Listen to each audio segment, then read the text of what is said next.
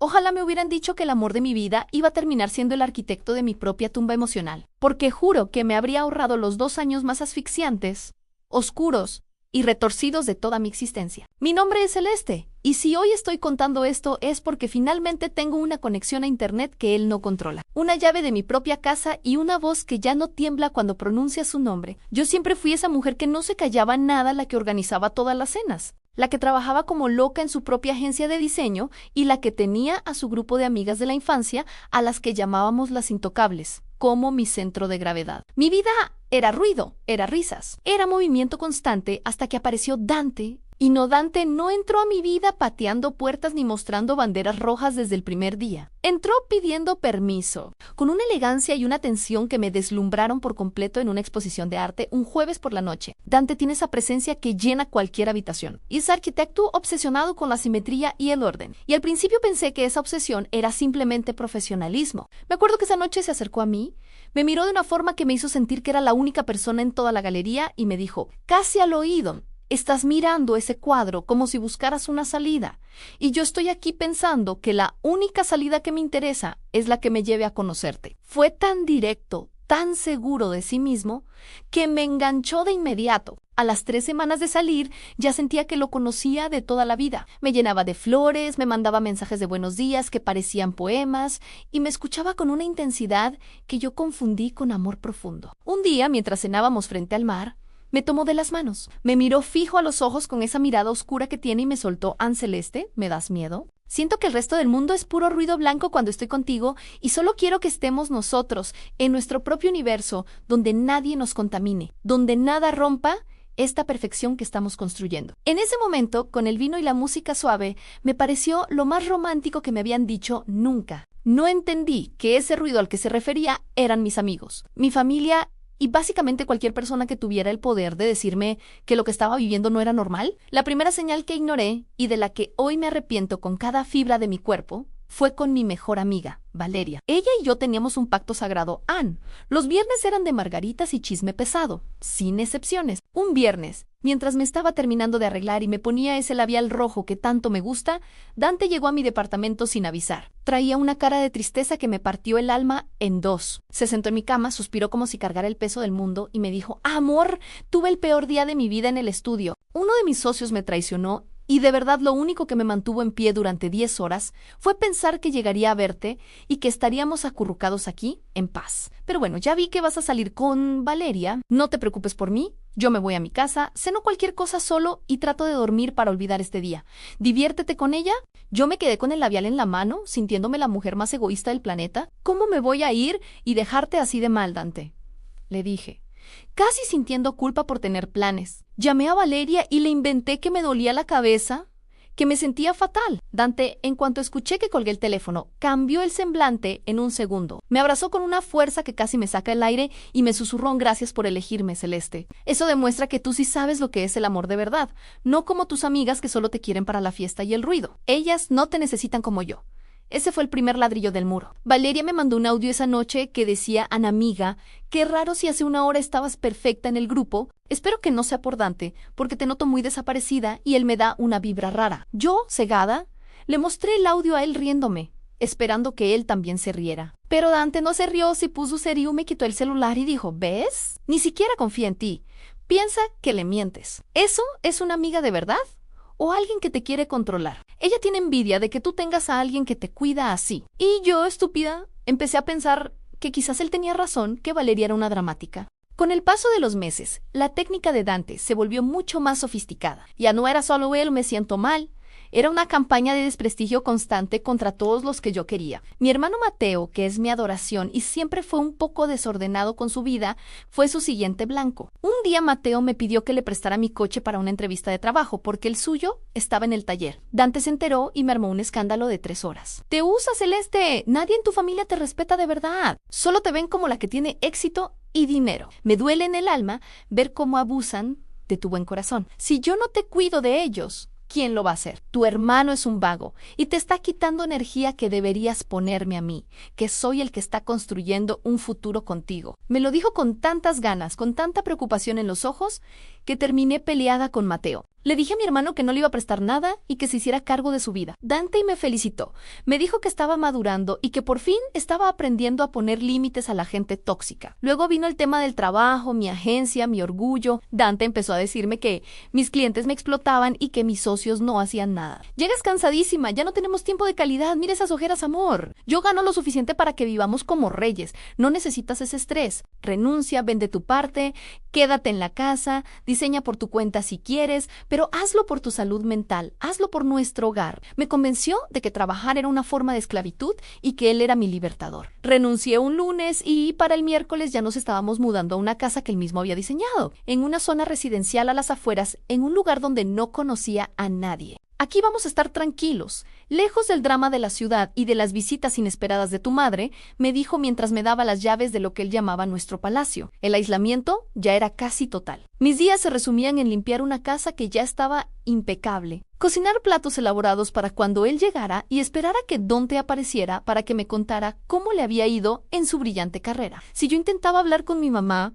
él siempre aparecía de la nada. Una vez mi mamá me llamó llorando para preguntarme por qué ya no iba a los almuerzos de los domingos, que si me pasaba algo. Dante estaba en la cocina, se pegó a mi oído para escuchar la conversación. Mi mamá, mi Giju hija, te extraño. Parece que ese hombre te tiene secuestrada. Ya ni siquiera contestas los mensajes del grupo de tus amigas. Dante me quitó el celular de un manotazo.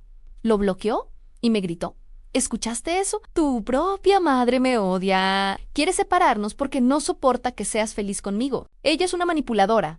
Y si tú la sigues escuchando, esto se acaba hoy mismo. Elige, Celeste Ano ella y sus dramas, o el hombre que te da todo. Me dejó de hablar por 3 días enteros, 3 días de silencio absoluto en esa casa enorme, donde el único ruido era el de mis propios pasos. Terminé pidiéndole perdón de rodillas, prometiéndole que filtraría más mis conversaciones con ella y que le daría su lugar como mi prioridad absoluta. Me revisaba el celular todas las noches mientras yo dormía, o incluso frente a mía. Es por transparencia, amor, si no ocultas nada, ¿qué te importa que lo vea? Las parejas que se aman no tienen secretos, decía con esa lógica retorcida que yo aceptaba para no pelear. Si encontraba un mensaje de Valeria preguntando, ¿estás viva?, él borraba el mensaje y bloqueaba el número sin decirme. Yo vivía en un estado de ansiedad constante, midiendo cada palabra que decía, borrando fotos viejas, tratando de ser la mujer perfecta, invisible para el mundo, pero omnipresente para él en sí. Yo sonreía demasiado en el supermercado, era porque estaba coqueteando con el cajero. Si me ponía un vestido que me quedaba bien, era porque quería llamar la atención de otros hombres. Poco a poco, dejé de maquillarme, dejé de vestirme bien de Jeji Sehyo, me convertí en una extensión de su voluntad. Pero lo más difícil fue la semana pasada. Mi mamá cumplía 50 años. Era una fiesta que ella llevaba planeando un año entero. Todos iban a estar ahí, incluso parientes que venían de lejos. Yo se lo planteé a Dante con mucho cuidado, casi temblando mientras le servía la cena. Él dejó los cubiertos en el plato de golpe. El ruido del metal contra la porcelana sonó como un latigazo en ese comedor silencioso. Se me quedó viendo fijamente, con una frialdad que me heló la sangre. Pensé que el sábado íbamos a ir a ver el terreno para el nuevo proyecto. Celeste es nuestro futuro. Pero bueno, ya veo dónde están tus prioridades reales. Prefieres ir a celebrar con la mujer que me llama secuestrador que construir algo conmigo. Vete con ellos, pero no esperes que yo esté aquí cuando vuelvas. No puedo estar con alguien que no me da mi lugar y que prefiere el ruido a nuestra paz. Esa noche no pude cerrar los ojos. Lo escuchaba respirar a mi lado y sentía que tenía un extraño, a un captor en la cama. Mi celular, que ahora tenía una clave que él conocía, pero yo no podía cambiar sin su permiso indirecto. Vibró en la mesa de noche. Era un mensaje de mi hermano Celeste. Por favor, ven al cumple. Mamá ha estado llorando pensando que ya no la quieres. Dante se despertó. Agarró el celular antes que yo y leyó el mensaje. No gritó, lo cual fue peor. Simplemente apretó el aparato con tanta fuerza que sus nudillos se pusieron blancos y me dijo, tu hermano es un experto en el chantaje emocional, ¿verdad? Vamos a ir a ese terreno el sábado y vas a pagar este teléfono para que por fin tengamos la paz que tanto me ha costado construir para ti. Llegó el sábado y yo me sentía como si fuera camino al patíbulo. Dante estaba de un humor excelente, demasiado bueno, lo cual me daba más pánico. Me preparó el desayuno, me dijo que me veía hermosa en mi sencillez y me subió al coche. Manejamos por casi 3 horas hacia una zona boscosa, supuestamente donde estaba el nuevo terreno. Yo miraba por la ventana, viendo cómo la señal del celular iba desapareciendo rayita por rayita. Cuando el GPS marcó sin señal, Dante soltó una carcajada que no tenía nada de alegre. Por fin, Celeste, solo tú y yo, como debió ser siempre, lejos de la contaminación de los demás. El camino se volvió de tierra, el coche saltaba por los baches y nos detuvimos frente a una construcción vieja y aislada, rodeada de árboles altísimos y una humedad que se sentía en los huesos. Me bajé del coche y sentí un frío que me recorrió la columna. No era por el clima, era el presentimiento de que si cruzaba esa puerta, la Celeste que yo conocía iba a desaparecer para siempre en medio de ese bosque. Dante cerró el coche, se guardó las llaves en el bolsillo, me tomó del brazo con una firmeza que dolió y me dijo: bienvenida a casa.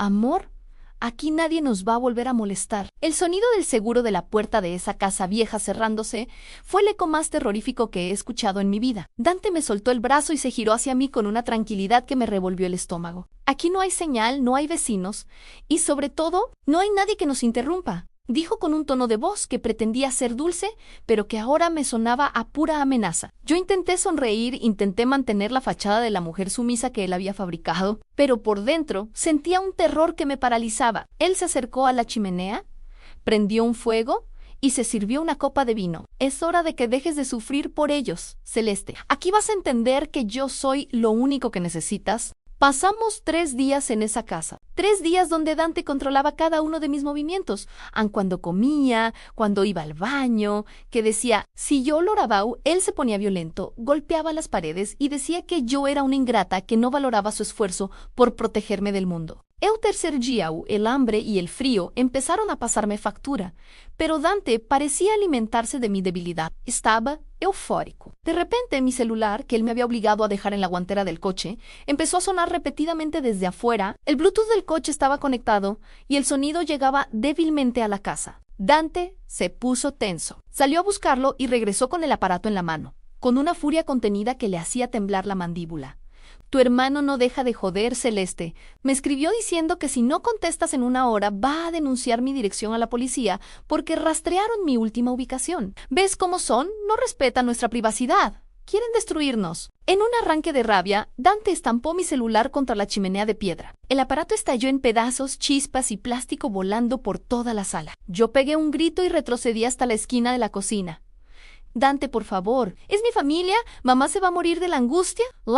Supliqué. Él se acercó a mí a pasos lentos, me acorraló contra la encimera y me puso las manos en los hombros, apretando con una fuerza que me dejó marcas que me duraron semanas. Tu familia es el cáncer, Celeste, yo soy tu medicina, ¿no lo entiendes? Te aislé de todos porque nadie más te va a querer así. Nadie más va a soportar tus miedos. Si te vas de mi lado, no eres nada. Volverás a hacer ese ruido vacío. Ese fue mi momento de claridad absoluta. En medio de mi terror, algo se encendió. Entendí que si intentaba escapar a la fuerza, él me lastimaría de gravedad. Tenía que ser más inteligente. Bajé a la mirada, dejé que las lágrimas fluyeran de verdad, y con una voz que fingía estar quebrada por la sumisión, le dije, tienes razón. Dante, perdóname, es solo que me asusta que ellos nos separen. Tú eres lo único que tengo. No quiero perderte. Llévame contigo a donde sea. Pero por favor, no te enojes más. Él se relajó al instante. Esa es la debilidad de los manipuladores. Necesitan creer que han ganado. Me abrazó con una fuerza asfixiante y me besó la frente. Esa es mi chica. Sabía que lo entenderías. Esa noche, Dante bebió más de la cuenta. Estaba celebrando su victoria total sobre mi voluntad. Yo me quedé despierta, mirando las sombras del fuego en el techo, esperando a que su respiración se volviera pesada. Cuando estuve segura de que estaba profundamente dormido, me levanté de la cama centímetro a centímetro. Mi corazón golpeaba mis costillas con tanta fuerza que pensaba que el ruido lo despertaría. Busqué desesperadamente en sus pantalones, que estaban tirados en el suelo, y encontré las llaves del coche y de la casa. Salí de la habitación descalza, con el frío del suelo quemándome los pies. Abrí la puerta principal con un cuidado milimétrico, sintiendo como el aire puro de la noche me devolvía la vida. Corrí hacia el coche, lo encendí y no miré atrás. Escuché su grito desde la ventana, un grito de rabia animal, mientras yo ponía reversa y salía de ese bosque a toda velocidad. Manejé hasta la estación de policía más cercana y conté todo, desde el primer día, pero lo que descubrimos después fue lo que terminó de romperme el alma. Dante no se llamaba Dante. Su nombre real era Valeriano y tenía 2 órdenes de restricción de 2 ciudades diferentes por casos de violencia doméstica y privación ilegal de la libertad. Había hecho exactamente lo mismo con otras 3 mujeres.